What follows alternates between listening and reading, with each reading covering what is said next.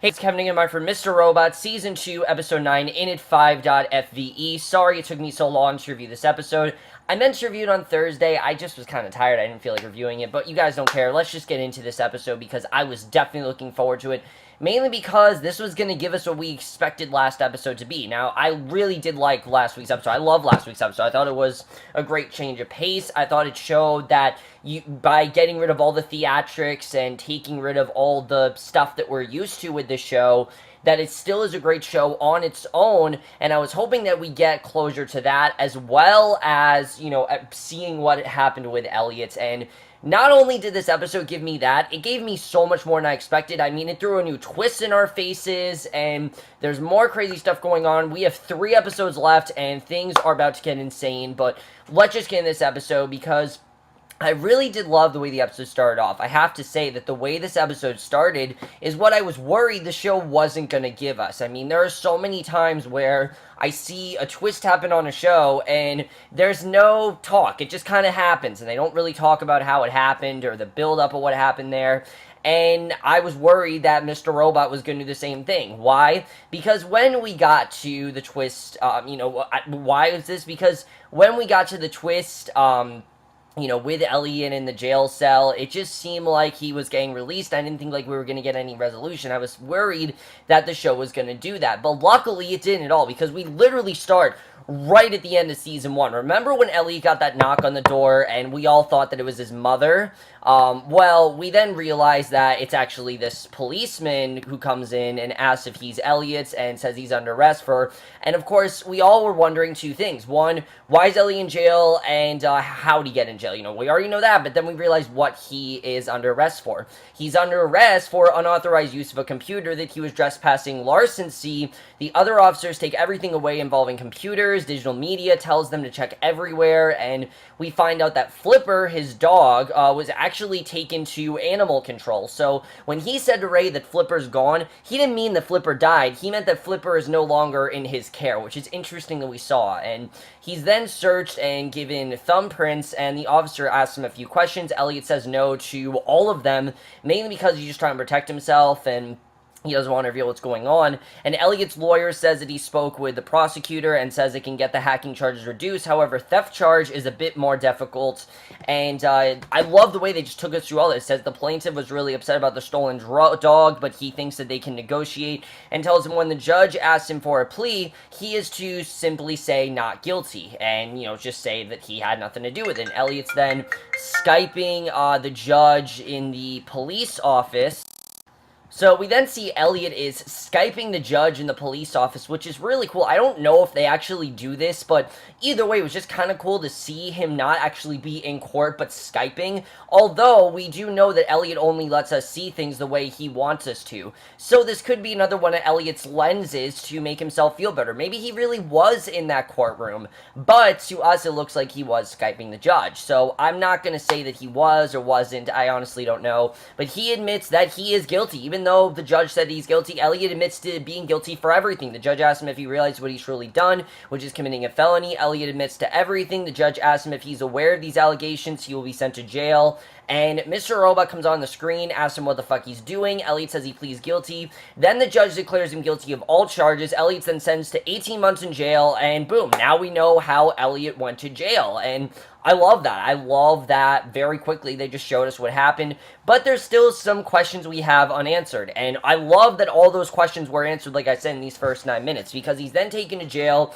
and we realize that Ray was actually the head warden. And he's that, which is interesting. And I like how Ray was appealing to Elliot, saying, let me try to get questions. And we can kind of see why Ray... how Ray could have gotten a hold of Elliot. Maybe he realized, what Elliot was in for, and he knew what Elliot did, and he tried to recruit Elliot for that reason, and obviously he was very shady. So he's then strip searched and then puts on his jumpsuit, and we then see how him and Leon truly met, who is surprised about how fast he was convinced, and tells him that he is convicted,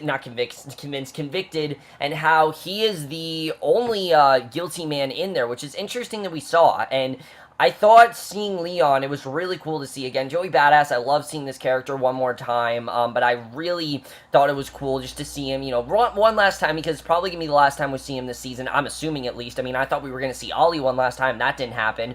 I thought we were going to see Cisco, I don't think we were going to see Cisco again, and we've seen him pretty much the entire season, and Elliot says nothing. Leon tells him how to function in prison, shows him how the regimen is done, and I love how we realized that the regimen was not because Elliot made it, but it was basically because he had no choice. I mean, this is the way that they do things, and if you guys know from things like the night of, that there has to be a certain way you can live in prison. If you don't go by that specific schedule, then you're probably gonna end up in a very bad situation. So Elliot basically had to abide these rules and go by the schedule, which is why he told us that he was creating the regimen to basically get rid of Mr. Robot. So he talks about how they let them watch TV, which is filled with old 90s TV shows, which is how he got into Seinfeld, which I just thought that was a very interesting key detail. I thought it was actually really interesting to find out, and Leon tells him that he looks nervous, tells him to just be himself, and if they stick together, things will be fine.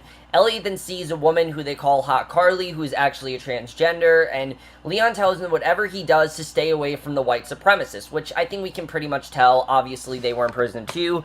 Leon says he doesn't say much. Elliot says that he doesn't. Leon says that's cool with him. He's there to provide him with everything he may need: smoke pills, hard shit, porn, grandma porn, gay porn. He says he won't judge him and will give him whatever he needs, and like we anticipated, Leon really was, kind of Elliot's guy. Now, was he actually part of the Dark Army? I don't think so. I don't think he was really part of the Dark Army. I think this is just something that Elliot showed us, so that way it would make sense in that narrative, but that's not actually what happened. I think Leon's just someone who was his trusted companion. He sticked by him through thick and thin, and in the end, I think probably got himself into solitary confinement. That's what I at least think happened to Leon. I think Leon probably went to solitary for what he did, because if you, commit a felony like that and you hurt someone, and you, stab someone like he did with the white supremacists, I'm pretty sure you're probably going to solitary, and I think that's probably what happened with Leon.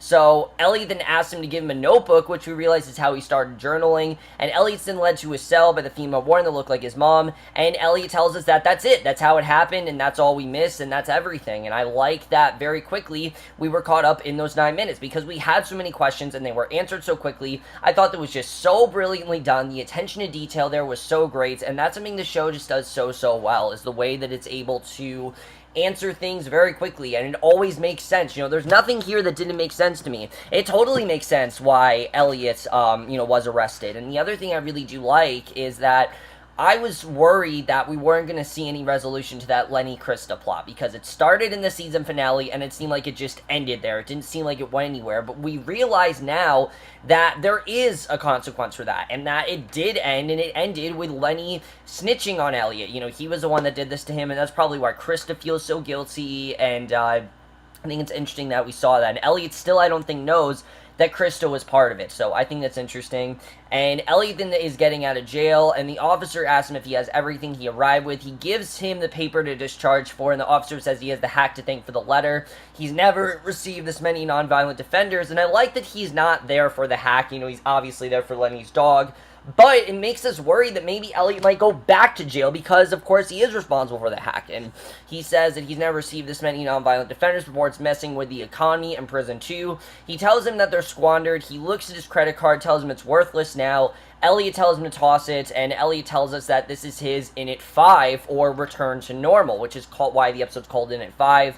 And is it possible to return after 90 days in a closed-up box? And Elliot says that Init 5 is supposed to bring color and sound, which that I thought was very interesting. If you remember, the montage at the end of Season 1 was the song Sound and Color by Avenged Sevenfold, I think their name is. I can't think. Alabama Shakes, that's their name. Alabama Shakes, they sing that song, and we know that that was the montage in Season 1, and I thought that in general was just very interesting that we saw that, but instead the world is gray and quiet, and that very much is true, because we see that things really are getting worse, and I think it's interesting to really see that here.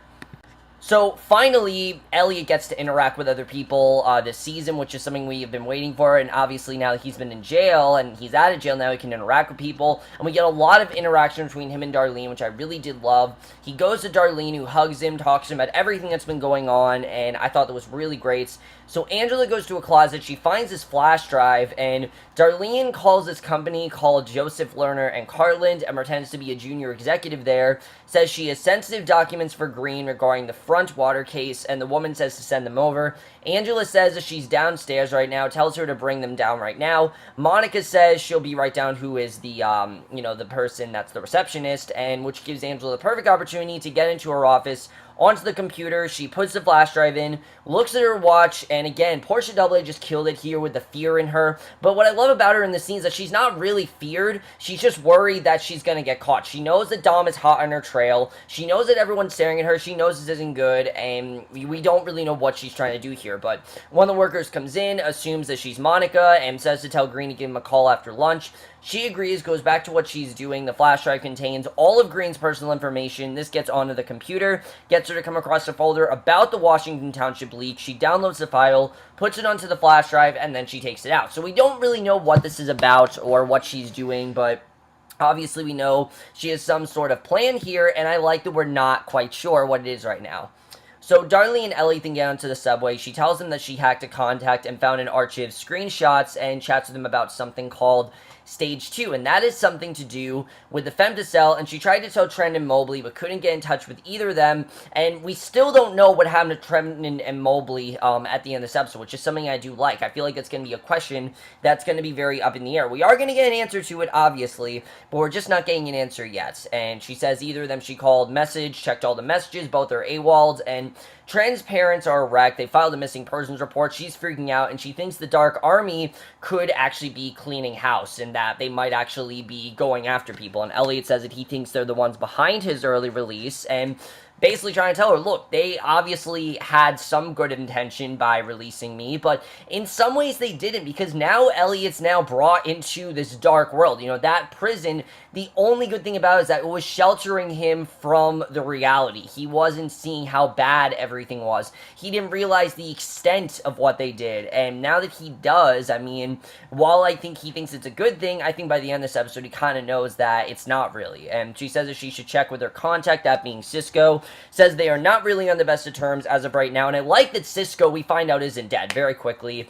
We find out actually missed him when she hit him with the bat, which we'll get into, but basically, he says it doesn't matter, they can do this wasn't part of the deal. They go into an office, and she tells him to keep moving, says down to the basement, and she'll go to the side door, and they'll meet up at 7, and he says not yet, says he wants to go see her, and at this point, I was thinking Angela, because we know that those two were growing closer, but Darlene says that he thought this was to lose her tail, and asks if he's really gonna go see her. She says they seriously need to talk, shit has gone down the trail, and he says he needs to do this.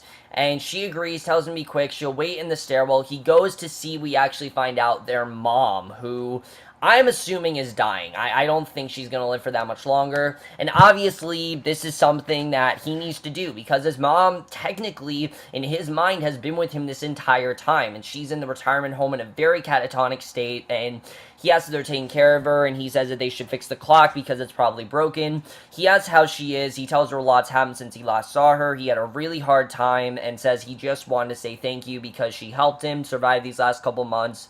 And he doesn't think he could have done it without her, and he tells her to take care of herself, heads out. Kind of felt a bit season series finale-ish, and I thought that was a very well done scene. Really did love the way that was done. And I think it's really Elliot just saying, you know, thank you. Obviously, I knew it wasn't real, but you were with me the whole time, and couldn't have done without you. And I am hoping that his mom does survive, so we get more with that, but I don't really know what's going to happen there. I think that's definitely going to be very interesting. But I really did love that scene. Again, Rami Malek just shines in scenes like that, and I think he really was fantastic there. So White Rose and Shun, we find out is his name. I didn't pronounce it right. It's not Zun, it's Shun. They're at someone named Lester's gravestone, and White Rose tells Shun that Elliot has been released, tells him it's not time yet. Shun says they'll be late if they don't go now. White Rose asks if he knows who this is. She says the previous CEO of Evil Corp, who served from 1986 until his death in 1995, and asks if he knows how it came to be that he lies 2 years before them, and Shun says it must have been a plane accident, and White Rose says not to use the word accident, which... That's interesting. Why doesn't White Rose like that word? We don't really know, but obviously there's a reason why, and we know that obviously she's pretending to be Master Sang. We know that, that's not really who she is, but she actually is White Rose, but obviously there's a reason she doesn't like that word accident, and we don't really know why. So Shun says a plane crash, but doesn't understand the significance of it all, and White Rose says that in the wake of a scandal, he was going to shut down her project, and instead, he's where he should be, and if her project remains intact, she then urinates on the gravestone and says she's feeling inclined to take the same action now that she did then, and basically just to rue his memory and say that, you know, she wants them to do with him and that she's going to be better than him. And I thought that was a very interesting scene. Really did like the way it was done. A lot of White Rose and Shun this episode, and I think all their scenes were really great here. We'll remind how great of an actor BD1 is. He's killing every scene he's in. Whether he's White Rose or whether he's Master Sang, he just absolutely kills it. And that scene is definitely a reminder of how good he really is. So, Elliot then tells us that Init 5 is supposed to be the fresh start of real connections, and this might be his only moment of real normacy, which is taking a piss in private. But then the second he says that, he hears Cisco yelling at Darlene for hanging with a baseball bat, and he washed his hands, and he's doing whatever he can to just block it out, because he wants to return to normalcy, he doesn't want to be involved, and he kind of just wants to start over, and he feels this is the point to do that, and he doesn't really want to deal with what's going on. And let me just say, Carly Chaikin and the dude that played Cisco, so funny in this scene, honestly, so funny. I love Cisco yelling at Darlene for hanging with a baseball bat, and her realizing that even though she's so strong, she still can't, for the life of her, hit someone with a baseball bat properly. I mean, it does show that these characters are flawed. They're not perfect. They're not always going to get everything done as they wanted to, and I like that it's just Darlene hit him in, you know, a hint of rage, and she didn't actually hit him. I thought that was funny, and he tries to block it out, but then something weird is going on. He hears Mr. Robot telling them to calm down, and what I mean by that is that he's not there. Like, Mr. Robot's in the other room, and to settle down, relax, realize what he's really doing, which is yelling at them, and at this point, I'm freaking out. I'm like, holy shit, what's going on here? Like, I honestly thought that Mr. Robot and Elliot were actually two different people. I mean, this show has just mindfucked us so many times that I really thought they were going to do that. But then we realize that Elliot's actually blacking out, and he's having an out-of-body experience, and Darlene says to come back to Earth, and the best way I think we can sum this up is that Mr. Robot and Elliot are definitely starting to become two separate people. This is no longer a split personality. This is two people in one body, and I think we definitely are seeing that with Elliot and Mr. Robot. Mr. Robot, we know, is there to help Elliot. We've already established this, but I do think that Mr. Robot is starting to go rogue, and there are things that he's going to say that Elliot's not remembering, such as, you know, it explains the ending for this episode, which we'll get into, but she says she thought that he wanted to find Mobley and Trenton, and he says he doesn't need to know what happened to them, and just that whole scene, we don't really know what he was doing, if he was talking to them. I mean, just a really interesting scene. Cisco says he can't keep up with them, he's not risking their life with this, and Elliot asks if he has a Dark Army contact like them, and Cisco says that if they find out he was involved, it'll be his ass on the line, and he'll be the next one gone missing. Only there won't be any questions about where he went, because they'll know what happened to him. And he gives Elliot this paper, says he better be more reliable than his sister. He looks at the paper, and Mr. Robot asks what just happened, because he doesn't know either. And I love that this isn't Mr. Robot trying to take control. He doesn't know what's going on either. And Elliot says that he was going to ask him the same, and ask why he was talking with them. Mr. Robot says that 1 second everything was normal, and the next second he stopped responding, like he shut down. He had to say something, and he doesn't really know what's going on or why this happened, and I thought that was very interesting. Then we get the scene between White Rose and Price, the only scene with Price in the episode, but it's enough because it's about 4 minutes long, and I think it definitely shows something about Price that we haven't seen. Now, I think I called Price 2 episodes ago just a guy that wanted a friend.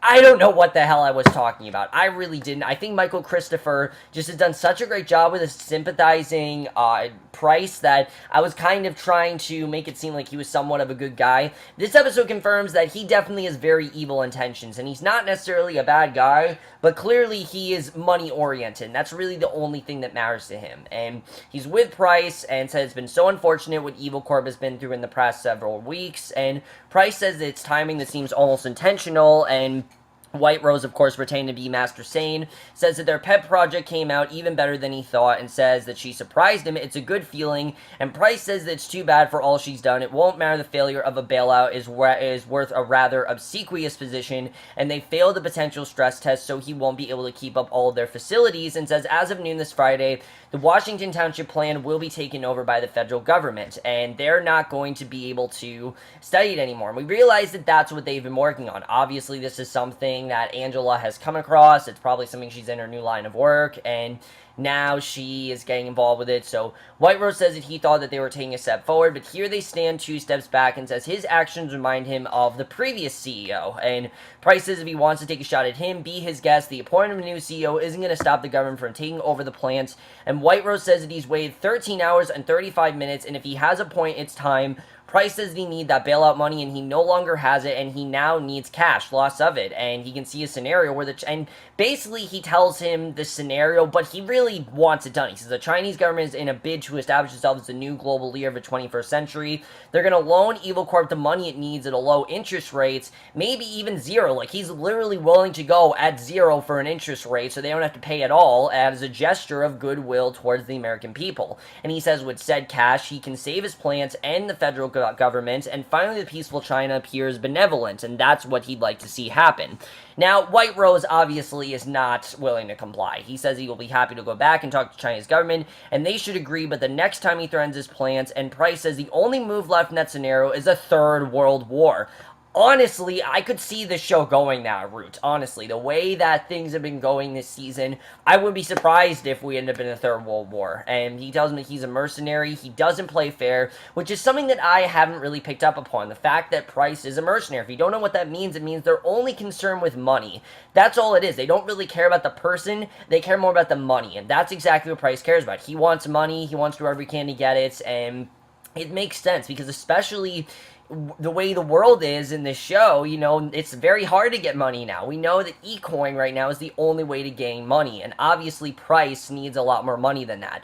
And I think Price is someone where if he doesn't have enough money, it makes him go insane, because he's very money oriented. That's his only goal. His goal is to have money, and if he doesn't have money, then he's just doesn't feel like he's himself. He feels like there's a part of him that's empty, and I think we definitely do see that here, and I thought that was very interesting. But he basically tells him he doesn't play fair, he gets what he wants, and when he deals with the mercenary, all the court gets tossed out the window, so go ahead, tell him Florida will not protect him anymore. He will reign chaos even if it hurts him, as he would rather see him lose than win himself. And he tells him that's all the time he has, and basically he goes out. So definitely there's going to be sort of like this conflict between White Rose and Price. Obviously, White Rose is someone who I think is willing to listen to Price, but if they can't make it happen, they can't make it happen. Obviously, Price is the one that is making things difficult. He's someone, like I said, that's money-oriented. He's someone that's going to go crazy without it, and I don't really know who really is going to win here. But that's something I'm definitely looking forward to, is this battle between them. I'd rather see them battling than working on each other's side. I think it's more interesting, honestly, to see that, especially with us seeing Price desperate for money. I think that's the point where we're supposed to sympathize with him, because we understand that he does need money. He'll do whatever he can to get it, and I think it's definitely interesting that we saw that. So I really did love that scene. Michael Christopher just continues to impress me, and he really is doing an incredible job. So Elliot says on May 9th, they took the world's biggest conglomerate, they had all the same intention to change the world, but there was one other player, and that was the Dark Army, and they never did find out really what their intentions were, and I think that's something that we've been trying to figure out all season. We've known the Dark Army's been there, but there have been so many questionable actions. You know, them releasing Elliot is a good thing and a bad thing. It's like I said, it's a good thing in the sense that they're getting Elliot out of jail. It's a bad thing because he's being exposed to the new world. Them murdering Romero, for example. We don't really know what happened to him. We don't know who murdered him or what the reason was, but basically, Elliot says that his name is Shun, and he says his boss is White Rose, who helped them bring down Evil Corp, and Shun is people wanting the Fem to sell. He's unsure of why, but soon he will know everything because they are hacking Shun. And Mr. Robot says that something's not right, he feels off, and it's like they're overheating, and Elliot tells him that they'll be fine. He says they're up, and he has a connection, and Darlene and Cisco then get up, they go to the laptop. Elliot says it's time to set up the meeting with Shun, and Cisco says that he thought they were operating from there. And Elliot says that this only gets his phone mic up live, 5, and he's going to ask them about Stage 2. That's the main reason why they're going. They need to know about Stage 2, what it actually is, and even if they don't tell them anything, at least it'll get them talking about it, and that's all they really need right now. And Cisco says he's just like Darlene. He doesn't stop, and he's not doing it because they won't think twice about killing him on the spot. And Elliot says to just trust him. He has a way to get him talking, and Darlene says she'd love to meet him. And Elliot says he's not meeting her, he's meeting Mr. Robot. And obviously, they look at him very weird. They don't know what he's talking about, and Elliot says nothing, he meant him. So again, I think it's really showing that these two personalities are now becoming two individual people, and Ellie doesn't see it as himself anymore. He doesn't see Mr. Robot as the more negative or someone that's trying to help more like his conscience. He now sees it as a legit person, and I think it's very interesting that we're seeing that now, and I think it's definitely interesting that now Ellie's being exposed to the world. He's starting to become more like Mr. Robot, and Mr. Robot says that something's happening with them. They can't do this, and Ellie says he's got it, and I think it was a very interesting scene. Darlene, I believe, knows about Mr. Robot, but obviously Cisco doesn't, so I thought that was a very interesting scene. But like I said, I think the more this goes on, the more Fight Club-esque it's going to get. The two are going to become, you know, the split personality is going to become two separate people, and I think we're definitely going to see that. So Angela's with this police officer and talks to him about what she's found, asks what the next course of action should be. The man says it falls under what they call substantial and specific danger to public health and safety. He says they're bound by law to protect her anonymity, and that there could be money for a whistleblower in a situation like this, which a whistleblower, of course, is like a rape victim, and they might not be able to get her a lawyer. She says she's not doing this for the money, she just wants it to happen as fast as possible, and he says he'll take it to the deputy director. He asks if she minds sticking around for a while. She says she doesn't. Now, I'm 100% convinced that this is not something that Price told her to do. Again, we've known that Angela's been going rogue a lot this season. We know, obviously, that Price is not at all happy that she's doing things that he's not telling her to do, and I feel like this is a perfect example that I don't think was told to do this. I think Price, you know, this is just something that she wants to do, and we don't really know what's going to happen there. So Elliot's on the subway, sees a man playing a computer game. He goes to the man, he sees Cisco's talking to Mr. Robot in the other door, which is locked, and Elliot begs for someone to open it. He keeps banging on it, and he then realizes where he really is, that he actually is talking to Cisco, and that it's not Mr. Robot, he's the one talking to him, which that was very interesting that we saw, and Elliot begs, and basically Cisco says the next stop, asks if he's nervous. Elliot says he's good. They head out to meet with the Dark Army. Darlene, meanwhile, is listening into conversations, and she's watching Nancy Grace talking about F Society and sees their message is playing, and she goes through tapes to find the right one, realizing that they're being exposed, that the tape that they had, obviously someone leaked it out, and we don't really know what's going on there, but Shun then goes to Elliot, asks what the fuck is going on. Cisco says he wants to see him. Shun and his men are about to leave, and Elliot asks why, and Cisco says because they weren't expecting him. Elliot shouts to look at him, says to tell White Rose he wants to know what Stage 2 is, and I thought that was a very interesting scene. Obviously wants to know what's going on there. The deputy director, Phelps, then goes to Angela and says this is the second brownout tonight. They've been preparing for it since Comet Electric went on strike. She tells her what Jeff told her, asks her to come with her. She says her colleagues and her wanted to ask her a few questions and says they're so indebted to people like her. She never ceases to be astonished by the heroics of everyday people. And she asks if she came all the way down from New York just for this, or is she from New Jersey? And she says that she needs some contact information. She says that Jeff promised anonymity, which is a nice idea to be sure, which I'm sorry if I'm not pronouncing that word right. I don't know how you pronounce that, but Angela asks if he's going to be in the meeting. Phelps says it's complicated, but someone will meet with her to discuss this with her after they review, and she asks if she works at Evil Corp and asks what her position is there, and Angela asks to get her files in the drive back, and Phelps says she made it all the way down there and they can't stop now, and Angela says it's taken a lot longer than she thought and she can't miss the next train back, and Phelps says that they're all waiting to talk to her. So Angela says no, she leaves, and she obviously knows that they're coming after her. She knows that this won't end well for her, and obviously they're trying to, she feels, expose her cover, and I'm pretty sure that is what they were doing. I mean, we know that Dom, obviously, she told them to do something about her, and she's not going to do it, and I think it was definitely interesting we saw that, and I really did love the way that that went. So Ellie and Cisco then go back to Darlene, who asks how it went. Ellie says that everything's on track. She says the lights have been flickering, and Cisco says the brownouts have started. She says she's got to talk to him for a minute. She says she left the busted VHS tape at the Smart House, and he asks what tape, and she says that it's the F Society video, and he says that they must have got it, considering how good they cleaned house. She says it's not there. They have to go back. He says they can't. It was a month ago, and the cops could have been there already, and she says it doesn't matter. They have to go back, and she says her face is on it, and he asks where it is. She says she thinks she left it on a lamp in the living room. Maybe it fell behind, but he agrees to retrieve it, and she thanks him, and I thought that was a very good scene. She then goes to Elliot, tells him that he looked burnt. He says that he's getting tired. She says that he can stay there and crash on the couch, and once again, we then see that it's Mr. Robot that she's talking to, and says home would be better. She says they're going to be watching. He says it's all the more reason they need to see him living a normal life, and just the flickering of it being Mr. Robot Elliot, it really does show that he's no longer in control of this, neither is Mr. Robot, and I think it's very interesting the way we're seeing that. So she agrees, but assumes the worst, says his place is probably bug. He needs to be careful going back there. She says she'll stay there and keep listening, and he leaves. Angela's in at her apartment and hears her doorbell ring. She goes to the door, and it's none other than Dom who's at her door. He says that one of her fellow tenants let her in the building, asked her to come in. Angela says she's busy, but Dom left herself in anyway. And at this point, I'm like, oh shit. She's there, obviously, to investigate her. She's there to get questions out of her. She's there to basically get her on tape saying that she's guilty for everything she's doing.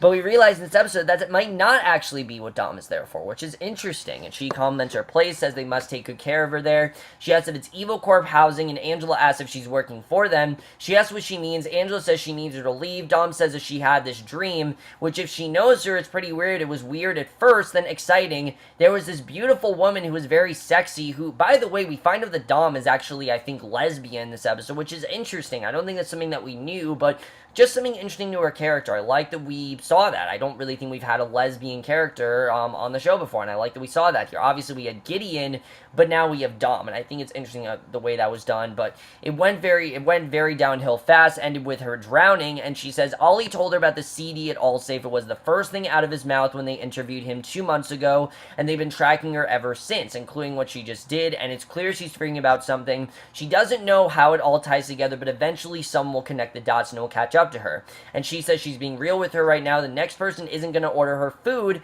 They're going to take her to jail. And that's just how it's going to go. You know, the next person who comes to her, they're not there to grab a bite to eat. They're question her. They're there to take her to jail. And basically, she says she still has one hand to play, and that's her. She gets up, says in that dream she had when she was being drowned, it was when she stopped fighting it, and when she finally let go and stopped fighting, so much that when she survived, and that's when she survived. So she then placed her car on the table, walks out, and it seems like she actually wants to help her, which is interesting, and I didn't really think that that's what she wanted to do, but it clearly seems like that's what Dom really wants to do. The question is Angela really ready to accept her help? Obviously, Dom wants to give it to her, but we'll have to see what Angela decides to do in the next episode.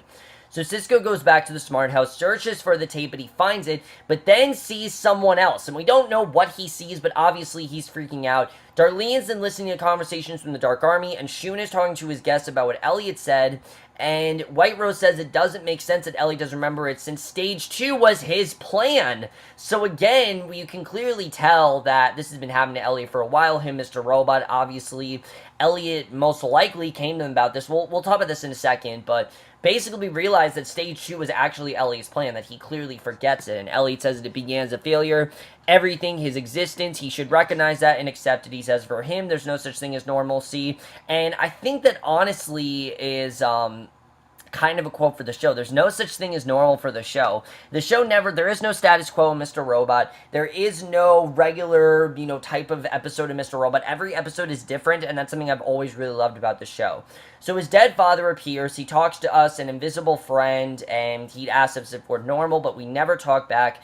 Darlene continues to listen in. White Rose asks if Elliot ever asked about the others, his friends, the man and the girl, of course being Trent and Mobley, and Shun says he didn't. White Rose says to him, the phone, he followed protocol, and he is a master, and he needs to be extremely careful. Then it cuts out. The power goes in and out. She then hears a knocking at the door, goes to answer it, not knowing who it is, and I'm thinking that it actually might be Tyrell. I'm thinking that we're going to find out what happened, especially when we get to the end of the episode where Elliot walks down the street, asks how he can return to normal. When the SUV belonging to the man he murdered is parked outside his apartment, he says he has no normal, which again, I think sums up the show. He walks to the van, the driver rolls down the window, it's revealed to be Joanna, who greets him, calls him Ollie, and that is the way the episode ends.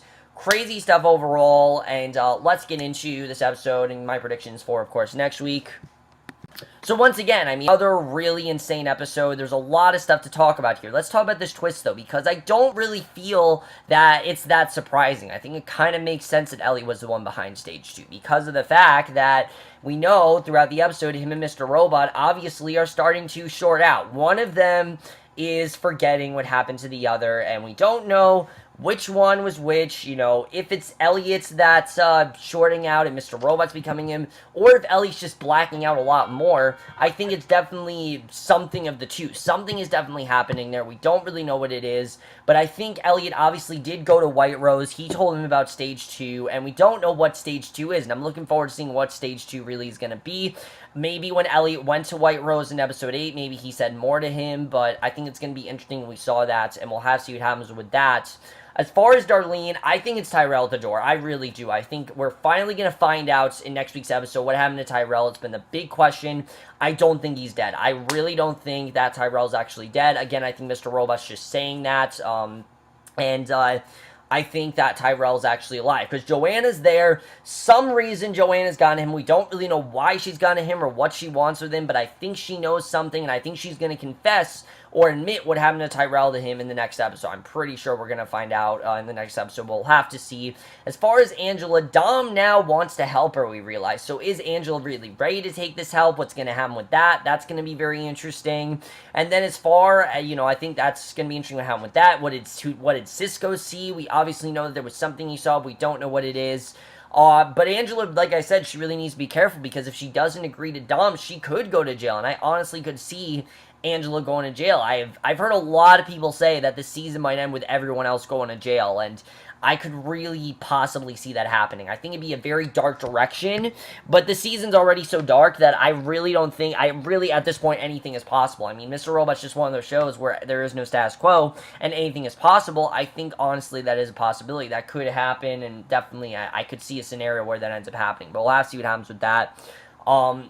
As far as Price, is Price going to get what he wants from White Rose? We'll have to see what happens with that. I think that's going to be interesting. And what is the Dark Army's actual plan? Why did they release Elliot? Why did they kill Romero? These are things I think we're going to find out very soon. Guys, we have 3 episodes left, and I can't believe it. This season has flown by for me. You guys know how much I love this season, but I can't wait for these last 3 episodes. I think they're going to be incredible. Technically 2 episodes if you count the finale as 1 episode. I'm saying 3 episodes because we have next week's, and then we have a 2-hour finale, but we'll have to see what happens with that. Overall, guys, let me know what you guys thought of this episode. Absolutely loved it overall. As usual, another amazing episode. But that's my review. Hope you guys enjoyed it. We'll see you guys in my next video, which will be for, I think, a movie review. Yeah, it will be for a movie review, and I will see you guys for that. Okay, bye.